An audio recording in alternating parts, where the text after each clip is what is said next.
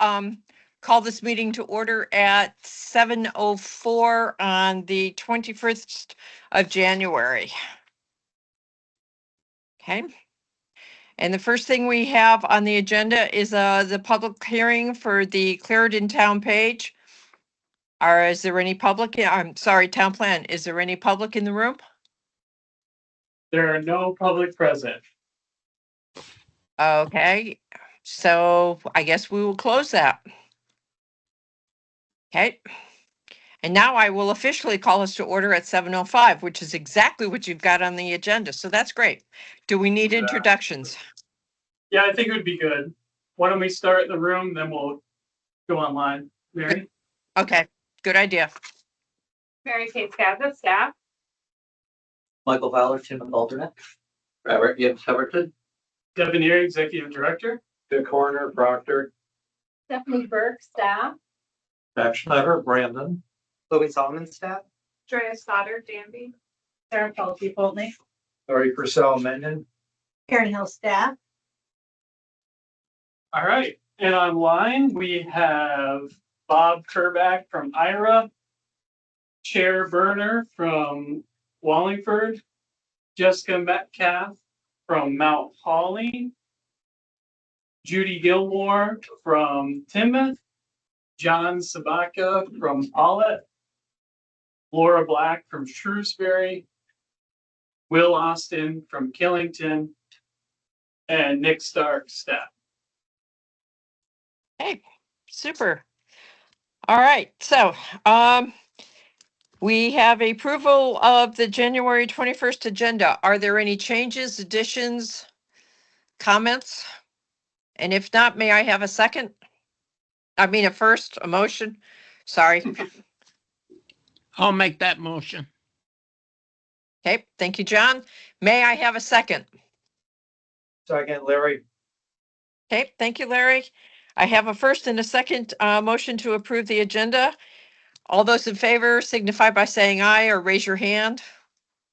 Aye. Aye. Okay, or make funny hand noises. I don't care. Sorry. Okay, and next on the agenda is approval of the December 9th minutes. Has everybody had a chance to read them? They were very short this year. Any changes on there, subtractions, corrections? If not, may I have a motion to accept as written? I noticed one thing at the end, the adjournment was by two commissioners that were not listed as being in attendance at the meeting. I wasn't at the meeting either, so. Yeah, I did see that. Okay, Devin? Well, I do not know. We do have a recording, so we can figure that out really quick. I'm not sure why that's not accurate.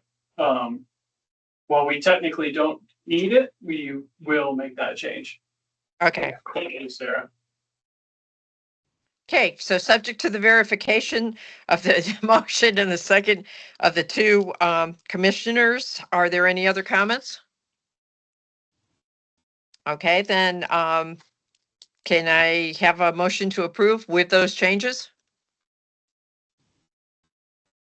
Anyone? I'll make that motion. Thank you, John. May I have a second?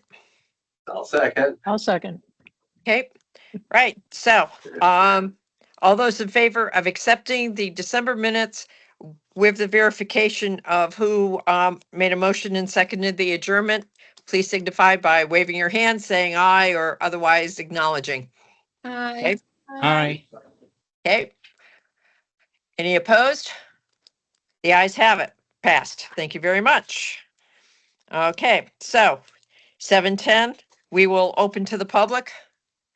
And no public?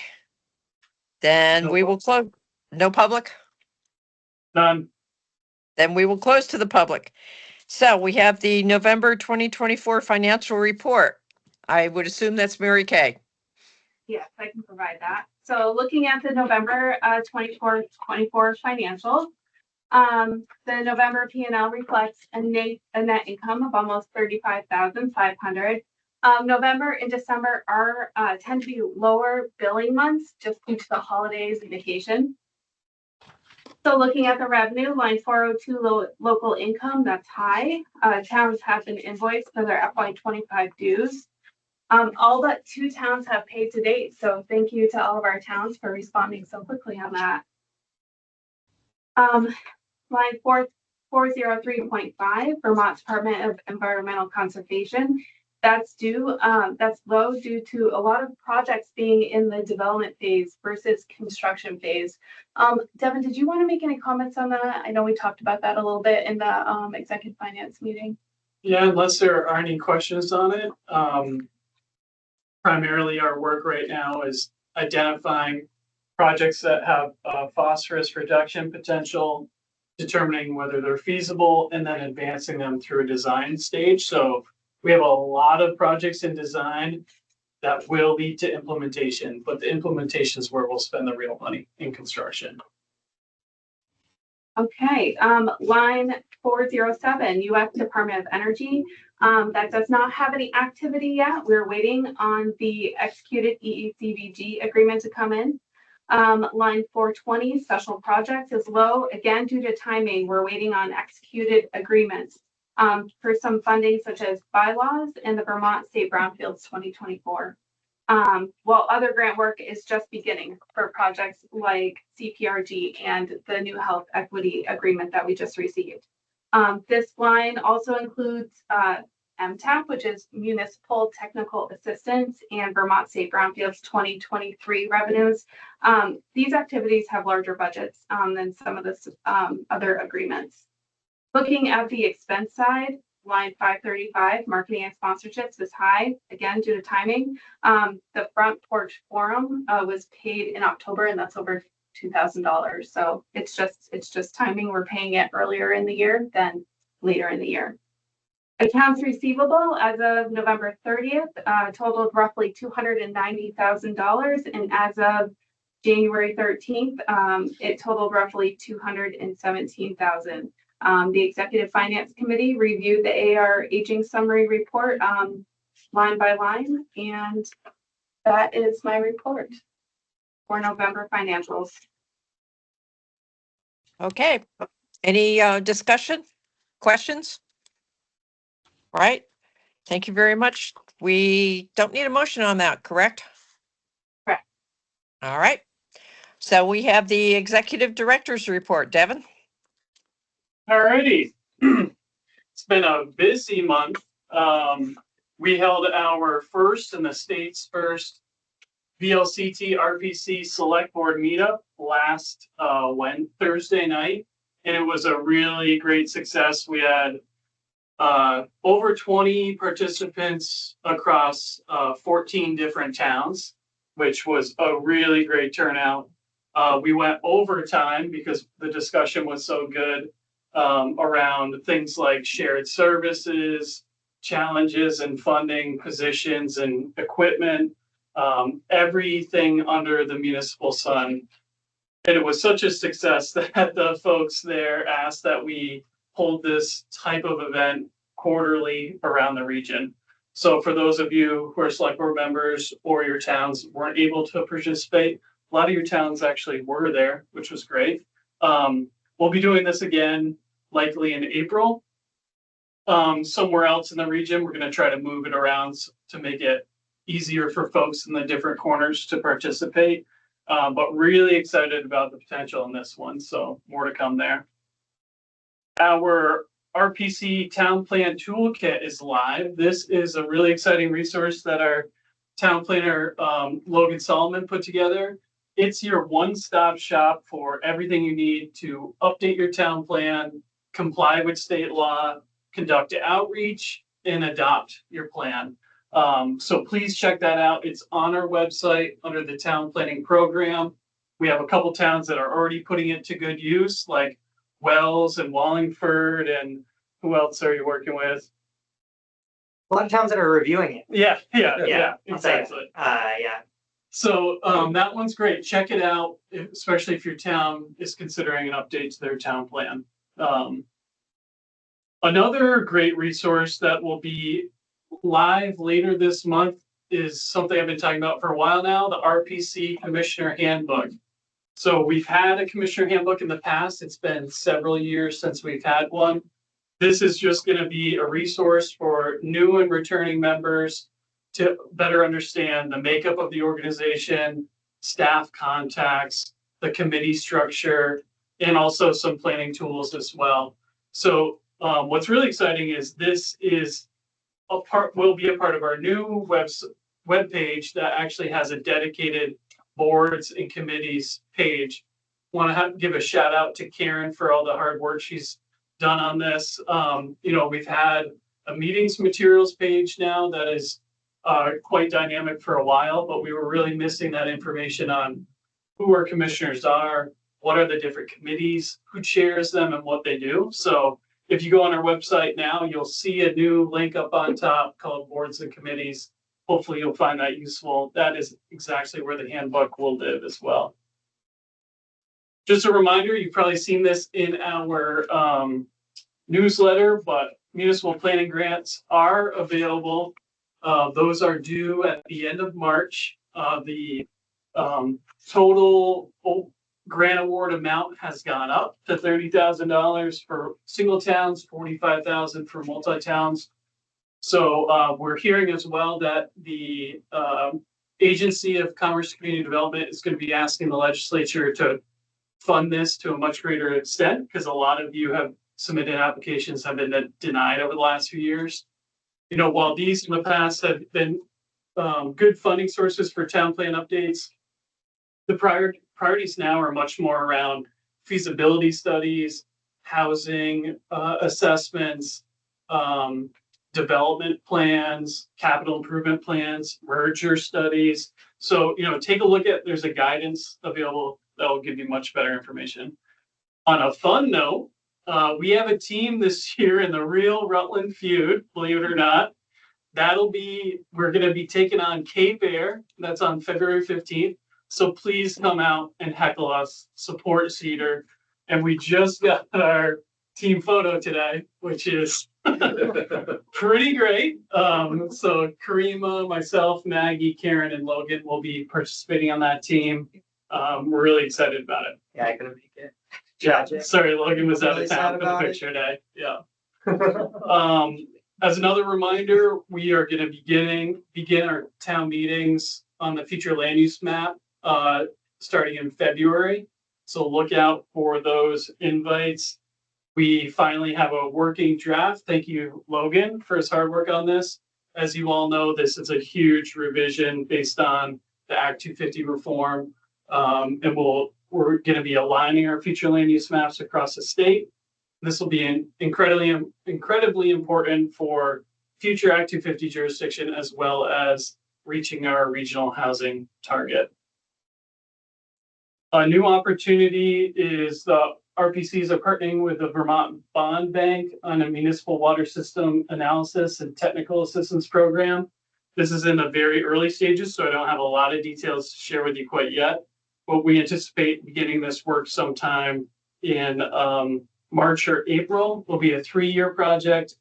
The bond bank has found that a lot of our municipal water systems, whether they're owned by a municipality or separate fire districts, are in need of capacity building, financial assistance, and mapping and technical advisory. So that's a huge opportunity, especially considering water will be an important infrastructure for future housing development. And then lastly, the legislature is back in session. As chair of BAPTA and the Government Relations Committee. As a reminder, BAPTA is the association of all regional planning commissions in the state. I've already been up there once. I was able to meet all our new delegation. I've got to say, we're really lucky. Our new folks are very accessible, very qualified, and I think we'll have really great representation from the region in the legislature. So exciting stuff coming there. We'll be hosting the delegation as well at our office next Monday during their sort of Monday tours. So that'll be a great opportunity to let them know about all the great work we're doing here. Super. Thank you. And I've had my interview with them already. Okay, so the regional plan report, is that going to be you, Devin, or is it Stephanie? This will be me. It's just a quick one because Stephanie's going to get into the meat and potatoes of Okay. the regional plan review. So big thank you to all the staff on their hard work. We completed our task 3 Rev 1 drafts last Friday. Those were submitted. We now begin our month-long review process. This one is shortened, so it'll be quite intense. The regional plan committee will be meeting again. Thank you all for your dedication and service. Just so everyone's aware, this requires 15 hours of in-person meeting time on top of all the independent draft review time. This is now the third time this committee will be meeting to this extent. So thank you to all of you guys for taking the time. As well, the full Board of Commissioners is going to get their first look at chapter drafts starting tomorrow. Stephanie, go over those details in just 1 minute. Sort of a circle back on the phase 2 engagement. Thank you all who participated in the survey for policies and actions. There were more than 1,000 individual responses per broken down by chapter. The staff combed through all of that data and tried to incorporate as much feedback into the working drafts as possible. We're targeting June 2025 for our last phase of public engagement. And then, we're planning to do some more ongoing engagement under the new provision 3 VSA 6002, which requires widespread citizen involvement and meaningful participation through informal working groups. And we're working on that with our new planner, Karima Edwards. Lastly, we're continuing to work on the layout and the design to make sure that this isn't just a text-heavy plan and one that is easily consumable with some good graphics. Super. Okay, thank you. So the next up is the Regional Plan Task Force 3 Rev 1 review. So I guess that is Stephanie. Thanks, Erica. Okay. You can either on the PowerPoint or the PDF, whichever. Okay, awesome. So Devin's kind of teed us up a little bit with the regional plan report that he provides to the board each month. So I'm here to go into a little bit more detail about a milestone that we've reached in the regional plan update. Go ahead, next slide. So I'll be covering for you kind of the plan update process, kind of the big picture. We're going to start real big. We'll drill down into the drafting part of that process and be looking at that schedule in a little bit more detail. Then I'll go into the topical chapters of the plan and provide you with a bit of an overview as to how they're structured. Because in agenda item 4, I'll be walking you through how our board is going to participate in the task 3 Rev 1 review process. So I'll give you an insight into, what it is that you'll be looking at and how you'll be reviewing it. And then I'll wrap up with some next steps that bring us through the completion of task 3 in the drafting phase. So in terms of the plan update process, I wanted to just demonstrate for you folks that, we've looked at the update to our regional plan in 3 primary phases, with kind of a sub phase that got brought in with the Act 181 requirements earlier this year, late last year. And what I wanted to kind of show you is that, I think you all know by now that this is a total rewrite, right? We've completely blown up the current regional plan. So this update is going to be brand new from cover to cover. So we started with what we called phase 1 kind of kickoff for the plan update way back in March of 2023. And that phase culminated with a staff retreat in October of that same year, where we really got kind of staff on board with the vision for this update and some big picture guidelines for how we were going to tackle this. We didn't start phase 2 of the drafting then until November of 2023. And that drafting phase is going to run through September of this year. So 2025 is it, folks. We're really in it now, and we're cranking. 2A, phase 2A is the LRRB submittal. So before we kick off with the formal adoption phase and release of the plan for the first public hearings and go through our hearing and formal adoption process, we're going to be making a submittal to the LRRB, and we're targeting October 3rd of this year for that as the date for that milestone. It's a pretty firm date at this point. We have not much squish room left in the schedule because the adoption process, which will start in December of this year, will run through May of 2026. What is LRRB? So the Land Use Review Board. Okay, They replaced the Oh, I'm Natural sorry. Resources Board. gotcha. I'm sorry, I okay. thought that was common at this point. I apologize for No, using an that's- acronym. I'm glad yeah. you called me out on it. So yes, the new Land Use Review Board. There's a new step in the regional plan adoption process that includes a submittal to that board for their review and comment, which they have 60 days to provide back any feedback. And we wanted to make sure that we had that feedback prior to release of the plan for the first hearing, so that we had some idea of, how they're going to be reacting to our complete rewrite. All right, so that's kind of a big picture. That's what the update process looks like. Now we'll drill down a little bit into that phase 2 or the drafting, and wanted to, we've divided the drafting phase into different tasks. So we've got tasks 1 through 4. And in task 1, we went through 2 revision cycles. And really what we were doing was just what we called learn and assess. The staff were doing research on different data that was out there for the topic of their chapter. And we were identifying kind of key stakeholders or partners within the region to support our pretty robust public engagement strategy. So task 1, learn and assess, kicked off in November. We pretty much wrapped it up in November of 23. We wrapped it up in March of 24. And during that same time period, we were doing all of that phase 1 engagement that I think several board members, participated in, are aware of what we did as far as surveys and pop-ups and all that kind of stuff. So that gave us the building blocks that we needed to move into really what's considered the first drafting, actual writing of the topical chapters. So that's task 2.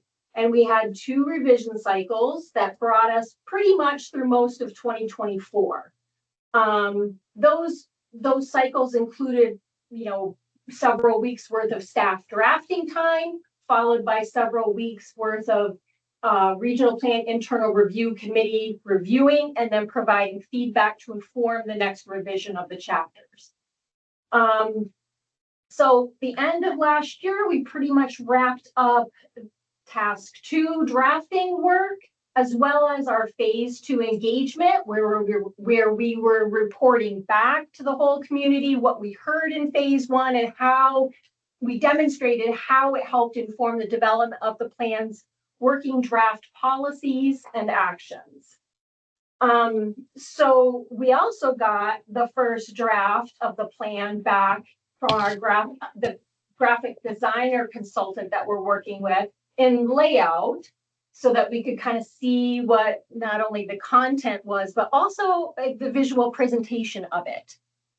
So that concluded 2024. And so here we are today with the big red arrow with the second drafting phase that we call task 3. And we've completed the writing part of Rev 1. So you can move on. So at this point with Rev 1, the staff are done with their writing and we're entering the review phase, which you all will be participating in, and I'll provide you with a little bit more detail next. But I wanted to show you kind of where we're going for the rest of this year. So we're going to have 2 more review cycles in task 3, but they're really short. We're talking about like 3 to 4 weeks of staff writing, followed by 1 week of internal review committee review. So they're going to go pretty quick. And we're looking to finish task 3 by the end of April. And then we'll be wrapping up our phase 3 engagement. We're still in the process of fine tuning what that phase 3 engagement is going to look like. So we're working on that from February through June of this year. And by the end of June, we're also going to be expecting to get back the second draft of the regional plan in layout from our graphic designer. So that's a pretty critical, June is a pretty critical point for us. That's where we're feeling that we're going to have pretty much a 90% complete draft, right? And then what we're going to be doing in just 1 revision in task 4 is finessing and fine tuning that. So we're hoping to then put that out, have a final draft and layout. We're targeting August to use September for some professional editing.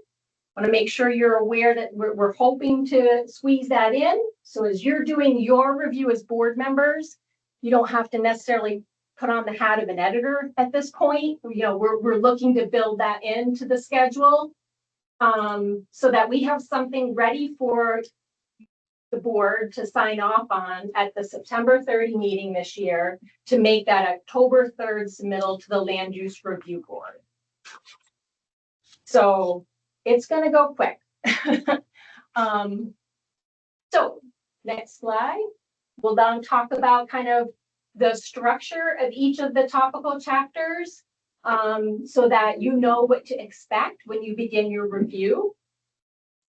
So we want to make sure that the topical chapters in the plan, and when I say topical chapters, I mean, land use, economic development, cultural resources, et cetera, not the bookends of the plan, like the introduction or how we're going to be implementing things.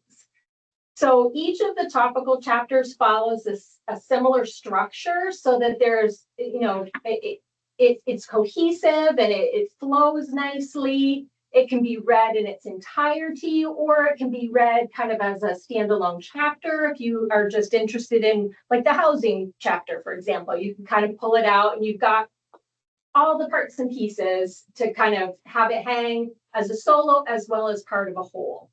So each chapter starts with a very brief introduction that states the chapter goal and provides a simple roadmap for what you're going to be reading in that chapter.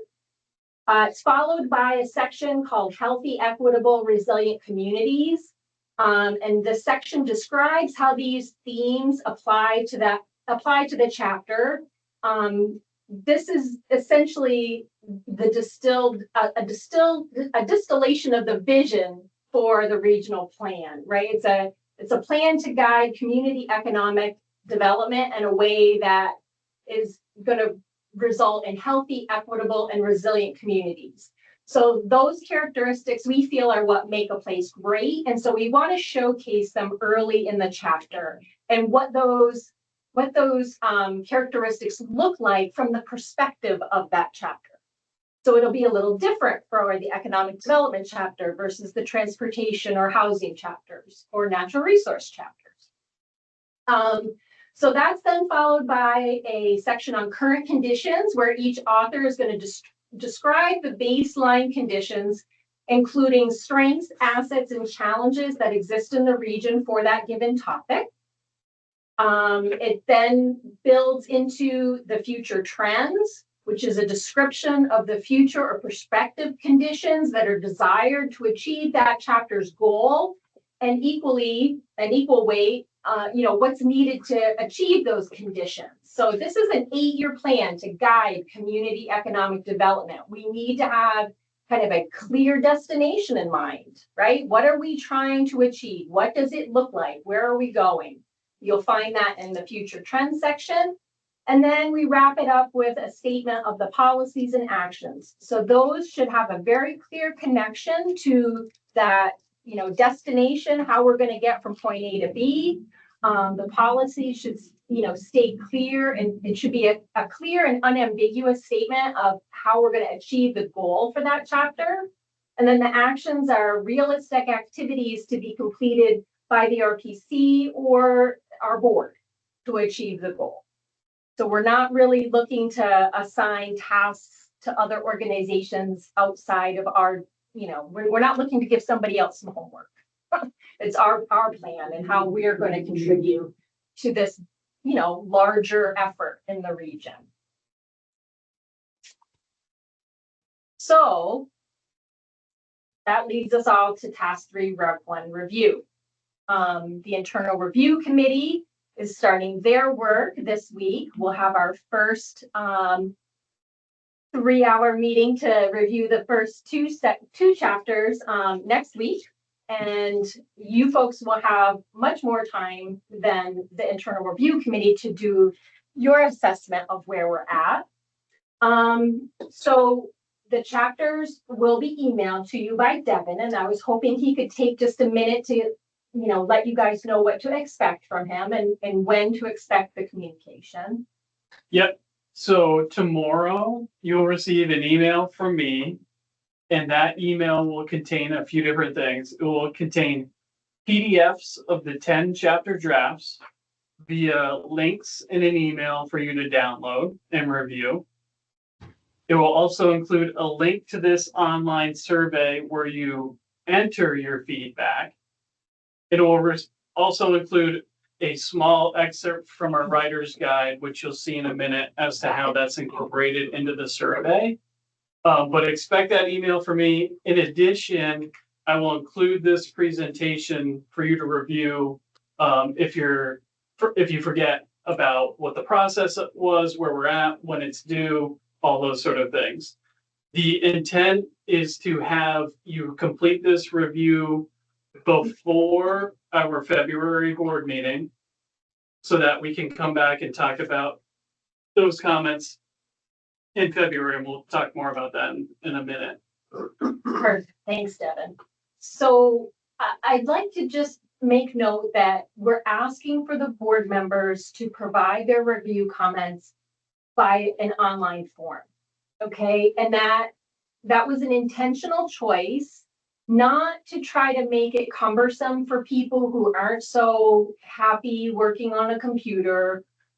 It's more to try to come up, it was more of a decision driven by how to post-process the input and package it into a format that is going to be most efficient and clear to hand over to the staff author as they start task 3 Rev 2. That's the whole point of these internal review cycles, is to provide feedback in a way that's helpful to the authors as they begin their next revision of their chapter. So we didn't want to hand back to Logan, for example, who's the author of the housing chapter, 25 forms from each of our commissioners that might be handwritten and maybe hard to read. We wanted to make sure that we could take all of the input and get it into a format that we could, a consolidated format that we could hand back to each of the staff officers. And just for reference there, between regular commissioners and alternates, there's 43 of you. There's 10 chapters. That's 430 individual responses to all chapters. So you can imagine what a heap of paper that would be and the amount of time it would take a staffer to collate all that information into something digestible. SurveyMonkey will perform that task for us by collating everything, analyzing the data, and disseminating it for our staff so we can focus on drafting and not just logistical clerical work. So that was a big reason why we did this as well. So there'll be a separate SurveyMonkey for each chapter? No, No. we're going to go ahead and launch it. Sure. Nice segue. There you go. Can you teeing me up over here? There you go. Yeah, and I'd already mentioned kind of when I gave you the drafting schedule that we're pretty tight at this point. So there's not a lot of room for, you know, that work. that kind of work. So here's what you'll see when you click on the link and it brings you to SurveyMonkey. Devin has set this up so that it starts with some, you know, easy to read instructions about, you know, how to complete the survey. Because essentially you're going to have the exact same form for 10 chapters, for 10 different chapters.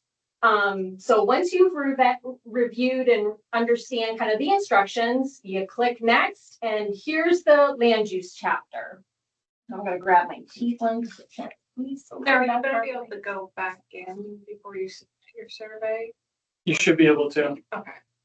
None of the questions are required, so you should be able to do it in phases. Okay. However, if that's an issue, I would rather have you submit multiple copies and just skip a chapter versus filling out, you know, trying to go back and fill out Yeah, one. because I think just sitting through and going through 10 chapters in one sitting. I don't think it's possible. Yeah. Yeah, So. yeah. Oh, yeah, that's absolutely true. So the first, you know, chapter that you'll be looking at is chapter 2, the land use chapter. And the reason that I provided you with a chapter overview is because the review form is structured in that, you know, in that same outline. So you'll be starting with looking at the introduction section, and you're going to be asked your opinion about whether or not you think the writer's introduction section complies with the guidance they were given on how to write that section in the writer's guide. So you'll say agree or disagree, and there's a space for you to add some comments if you feel the need to do so. The next is that healthy, equitable, and resilient community section. Staff were also provided with guidance on how to approach that section in the writer's guide. So again, agree or disagree that the section complies with what was asked in the writer's guide. The next question gets into the current conditions part of the chapter, those baseline conditions. We're going to be asking whether you would agree or disagree that the baseline conditions are clearly described. And then whether that description includes, the strengths, assets, and challenges that exist in the region, right? This is an opportunity for us to showcase what we're good at, but also shine a light on areas that we think we need to work on over the next 8 years. We want to make sure that the current conditions descriptions include both qualitative and quantitative data, and that the description is enhanced by regional context, such as town highlights. You know, this plan is intended to cover the Rutland region, or our 27 member municipalities. And this is an opportunity for us to make it relevant by showcasing, you know, certain highlights from each of our towns in the plan. Where are you? Yep, and we also want to make sure that the graphical elements support the key points. That might be hard as board reviewers to weigh in on, just because what you're going to be getting is just the content, right? And it's formatted for the layout graphic designer. It is not, you're not getting the chapter in layout. So you're just getting the raw text. So that might be a stretch. And if you struggle with that, you know, skip it. Yeah, okay. You'll see those elements later. So then we're going to move into the questions regarding the future trends section of the chapter, where we're looking for the future or prospective conditions that are desired to achieve the chapter's stated goal from the introduction, and, you know, what's needed for us to get there. We want to make sure that you either agree or disagree with that being clearly described. We want to make sure that section highlights emerging opportunities, potential threats, or shifts in innovation or demographics. Again, we want that section to be supported with both quantitative and qualitative data. And that, again, they're enhanced by regional context, such as town highlights or specific examples. And then we're again asking for graphic elements to round out that section of the chapter. Then we'll move into the last part, which are the policies and actions. We want to make sure that they are clearly derived from the current conditions and future trends. We shouldn't be getting to a policy statement or an action for the housing chapter that is coming out of the blue. Like there should be a clear connection between current conditions moving into future trends and then the policies and actions that we're going to be pursuing in order to achieve the goal for that chapter. We want to make sure that the policies are supported by research or data and that they're a balance of both bold and practical. We don't want to set ourselves up for just low-hanging fruit over the next 8 years, nor do we want to set ourselves up for failure by being too ambitious. We want there to be a nice balance of things that are bold and practical. And the actions in particular, we want to make sure that they're smart, that they're specific, measurable, attainable, relevant, and time-bound. So moving out of kind of the chapter sections, we want to talk more about kind of Cohesiveness. cohesiveness of the content. So we want to make sure that the content has a clear main point, and that the storyline flows between each of the sections, right? You should be able to pick up on a storyline. And if you can't, we want to hear that. We want to make sure that all the claims, the forecasts, the policies are underpinned by evidence and analysis. We don't want to be making an assertion on something that we're not really backing up well. We want to make sure that there aren't any major gaps or missing content in that storyline. And then the structure, we want to make sure that the structure of the chapter builds from present to future and it culminates in those well-supported recommendations. And then finally, we want to look at the chapter's statutory compliance. We want to see, do we think that we are fulfilling what's required under statute with this regional plan update? Does it comply with the stated Vermont state planning goals, the purpose of a regional plan, and are all of the applicable regional plan elements covered? And we've provided links to those statutory sections to ease you in being able to make those determinations. You don't have to go hunting for the statute. So it's a big effort. So again, when you hit next, you're just going to go on to chapter 3, which is the economic development chapter, and so on and so forth until you get all the way through to the climate resilience chapter. So last slide. Next steps. So as Devin said, we're looking for the board members to complete their review by the February meeting. So at the February meeting, since everything will have been submitted online, we're looking for board members to come prepared with any questions or things that they would like discussed further with the staff authors. So we're going to really kind of look at that February 18th board meeting as more of a Q&A session with the staff. So it's your opportunity to, say, hey, as I was reading the housing chapter, you make a little sidebar note about something that you want to discuss further with Logan. He'll be here. You pose your question. We can have, a discussion about it. That's going to pretty much wrap up task 3 rev 1. And we're going to kick off task 3 rev 2 with all of the input from the review on February 24th. And we're going to run through task 3 rev 2 with a couple weeks of drafting and a week of review. We're then going to kick off task 3 rev 3 March 31st, very end of March. Again, followed by a shorter period of drafting and a 1-week review period, so that we're targeting May 1st to really have all of the task 3 drafting and review work complete.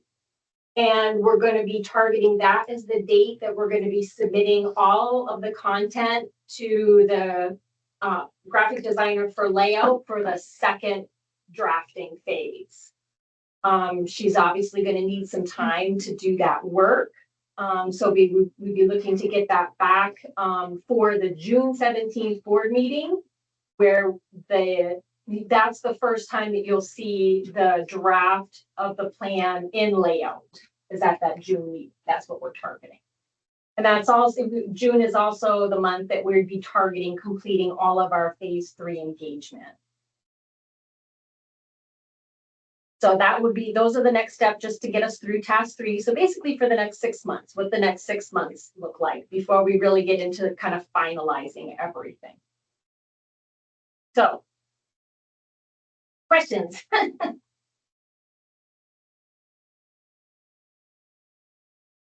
I take this silence as excitement to read the drafts.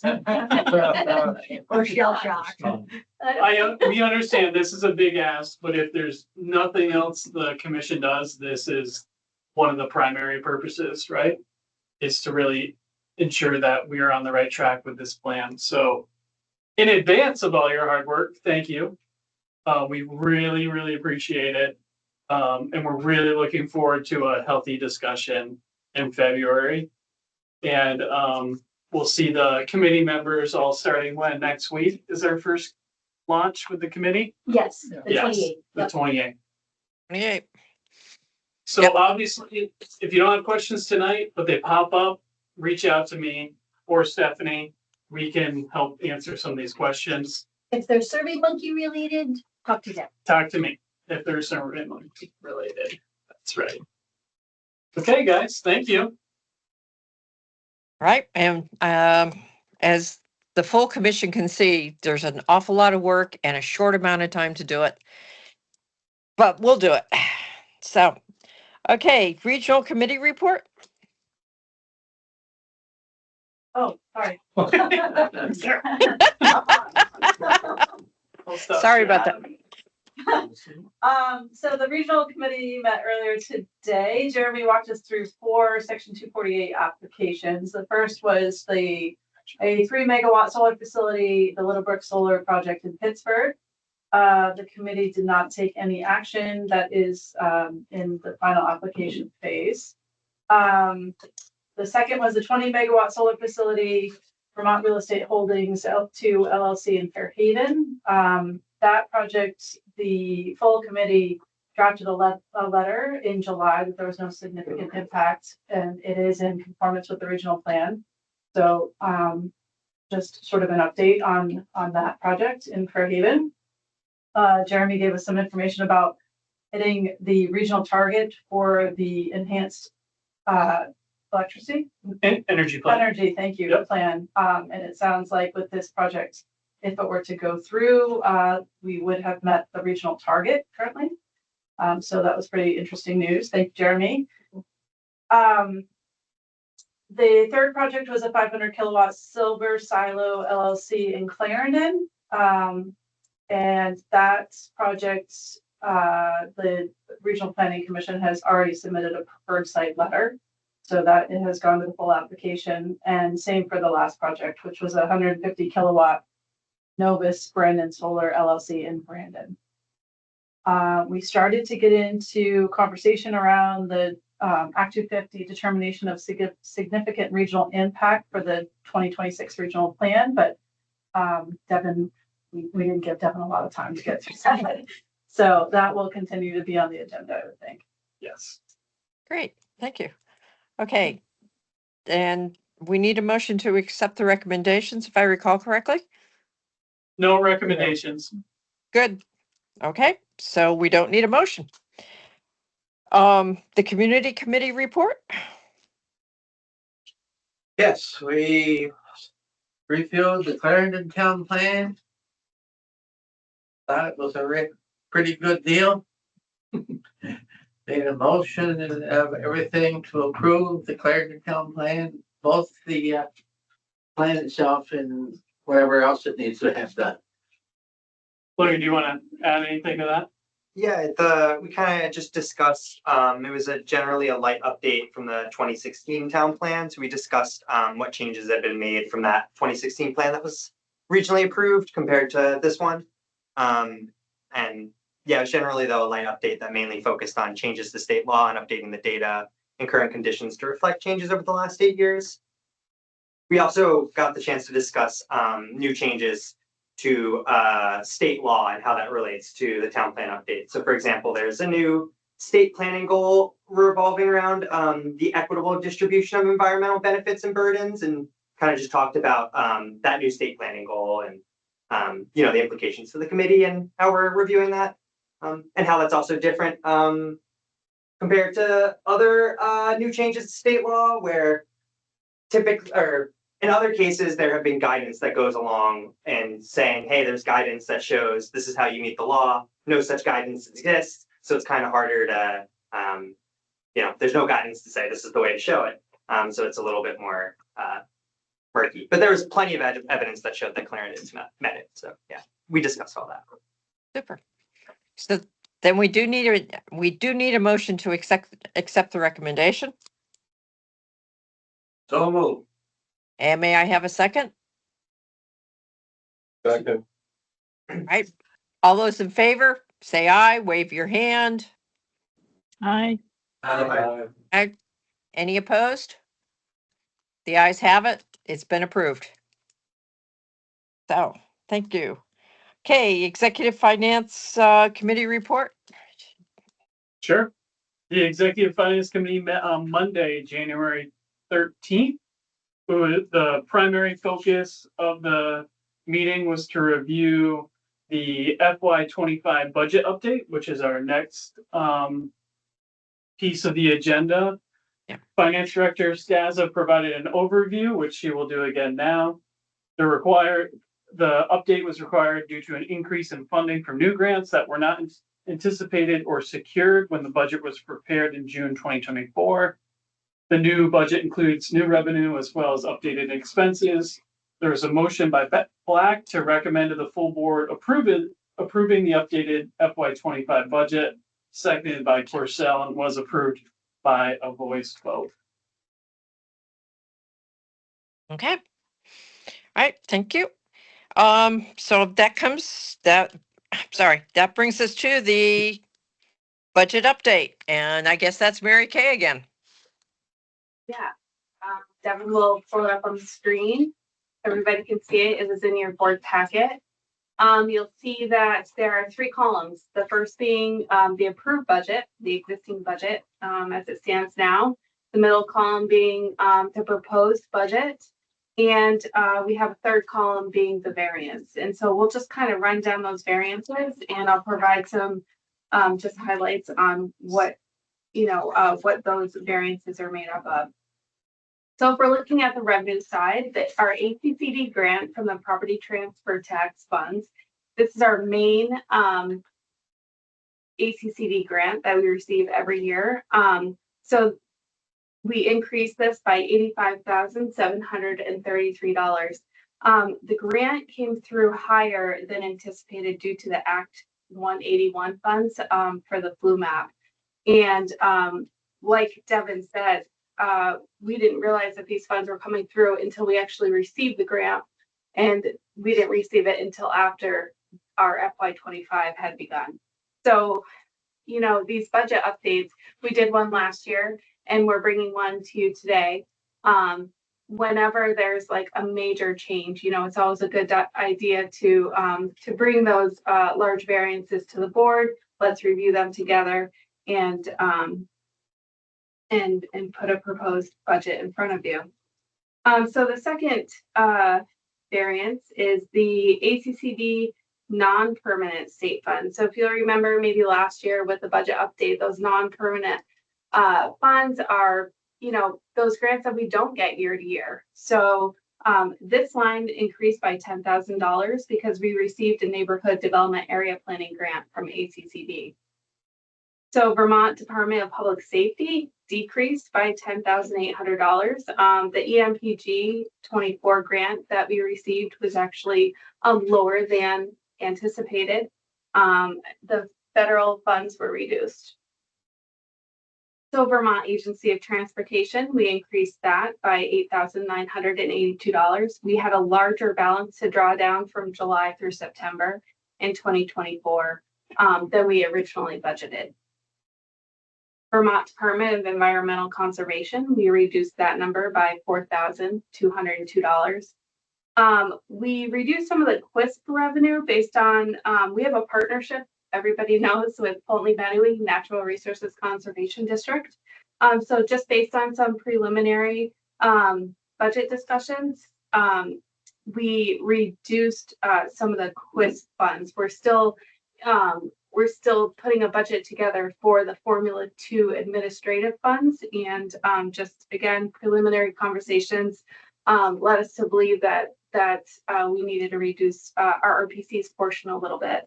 And then we increased our 604B revenue based on the grant that was received recently. So that grant has changed a little bit. It used to be an annual grant, and they actually they extended it. So it's more funding actually in one grant. So we did increase the 604B. No change to the EPA. U.S. Department of Energy, we decreased the staff hours in this grant. It's for an energy grant that we don't have an executed agreement yet, but we're expected to receive it soon. We have had some recent communications on that. If we receive it, we get the executed grant in, and we actually need to spend more down, we'll just reduce the MERT funds that you'll see lower. You'll see in a couple items down below. More hours, we'll reduce the hours and the MERP hours, and we'll build to this grant. So there's some flexibility there. The U.S. Department of Labor. So again, the couple, the two highlights that, prompted a big part of this budget update would be the increased funds from ACCD, more than 85,000. And then this is the other one, the Work 6 grant that everybody knows about, the $1.25 million that was awarded to support technical education and on-the-job training in the Rutland region, which we're so very excited about. We wanted to obviously we're budgeting $65,000 in revenue this fiscal year, which Karima is leading. And so we're excited that we're diving into that work. The Vermont Department of Buildings and General Services, we increased that line by $7,117. Again, like I stated a couple items ago, we haven't received the energy grant yet. So we shifted some of the hours to this grant. Local planning assistance, we reduced this line by $1,829. We updated the LHMP and NPM projects based on current status of projects. So we kind of looked at what the balances were, what the workload was for the rest of the fiscal year, and made a small reduction in that revenue. Special projects, we increased by $47,896. We decreased, there's a lot of different projects in this special projects. This line is made up of all those agreements that aren't from like a federal agency or a state agency. So all the agreements that we have with our counterparts, other RPCs that we have with, just anybody that's not through the state or federal government, that's where these agreements land. So there's a lot in this line. So we decreased TOD hours, with hours and FEMA flood bylaw hours. We added 10,000 for the new health equity grant agreement that we received. We added contracted service expenses for municipal, for the MTAP agreements, which is the municipal technical assistance agreements. And we added $10,965 for the new Fairhaven LHMP agreement that wasn't in the original budget. So total revenues increased by $205,780. So now if we look at the expense side, under salaries, we increased this line by $76,608, and that's made up of added holiday bonuses, increased salaries.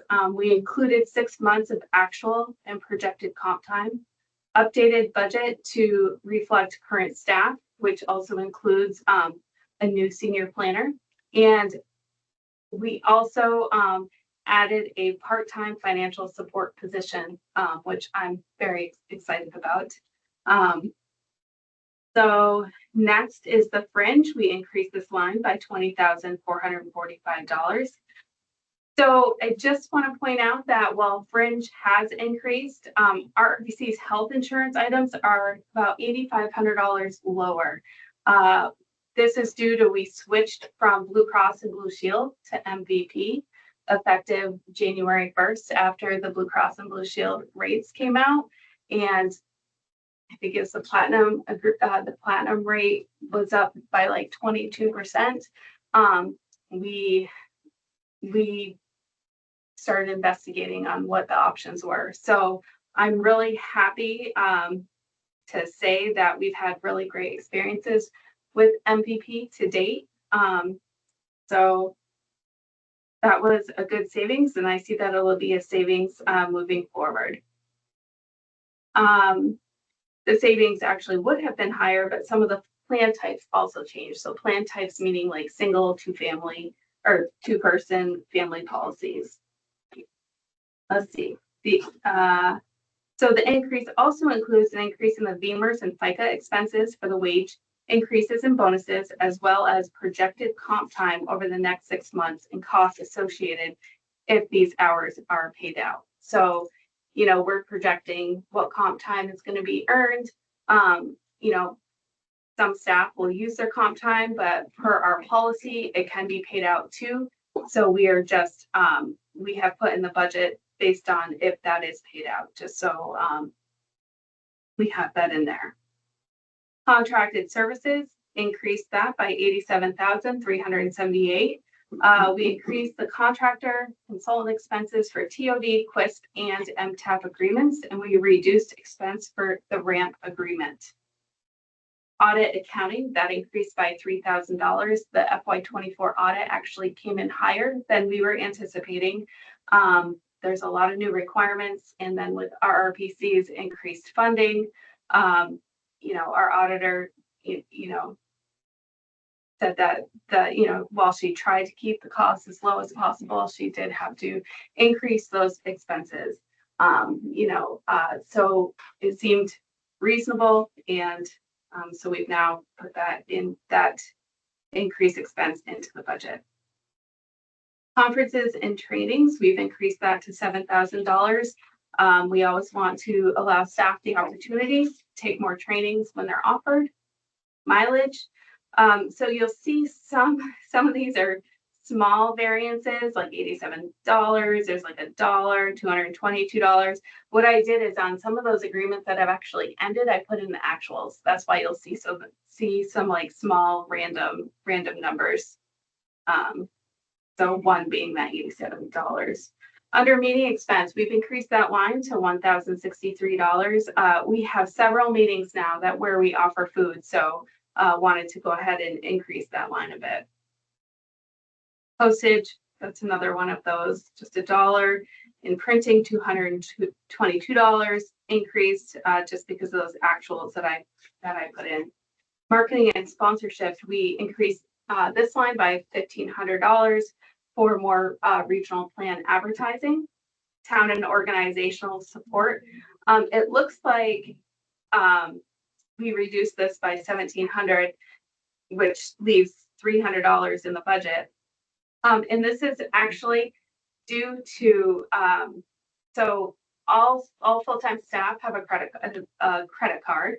And thanks to Karen, she worked with the credit card company to actually combine all of the points and converted them into cash. So we had a deposit of $2,200 thanks to Karen, and we're going to go ahead and post it against this line. So again, thanks Karen for her work on that.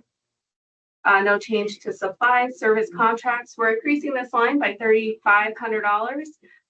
We're going to be entering into a contract with Siloe Networks, we outsource our IT for added security features. So, you know, things like, you know, all staff will have encryption capabilities, which have already come in handy. let's see, subscriptions, publication software. This is another one where it increased by $471 just because of some actuals that I had entered in. Electricity, we reduced this line by $900. And this is another one where I'd like to give a big thanks to one of our staff members. Initially, when we moved into this space after receiving the first electric bill, we thought we were going to have to actually increase the expense for this location. And thanks to Jeremy, he went ahead and reprogrammed all of the thermostats, which actually is now saving the RRPC money. So thank you to Jeremy for doing that. The equipment purchase, we increased this line by $6,000 for additional and replacement computers. So looking at the total expenses, we increased the expense by $204,600 $204,675 for a variance of surplus $1,105.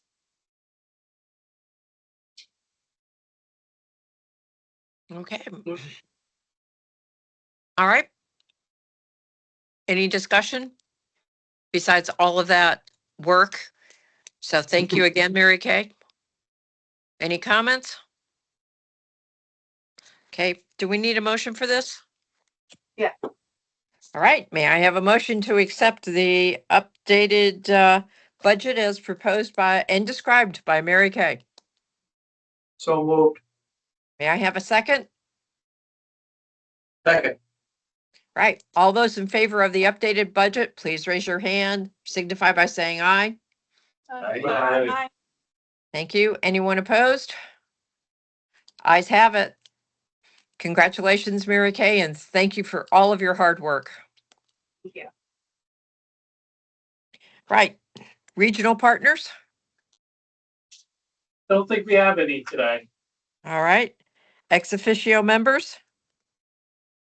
Lyle is not here as well, which I went to his board meeting this morning. Hopefully everyone is recording. Okay. Commissioner Roundtable, do we have a discussion, a topic for discussion? No, Anything folks want to bring up, or you want to go home? okay. All right, Stay on. so I will call for a motion to adjourn. So moved. Second. Okay, all those in favor of adjourning, please signify by saying aye. Aye. Aye. Anyone opposed? Okay, then I call us adjourned at 12 minutes after 8 o'clock on the 21st of January, 2025. And I thank everybody for attending. Those of you that got out in this cold weather and those of us that came in just in time. So thank you very much. And we'll see you all again next month, except for the Executive Finance Committee. We'll see each other 12 o'clock on Tuesday. Okay, take care, stay warm. Bring the pets in. Talk to y'all later. Bye. Bye. Aye. Aye. 28, no, that.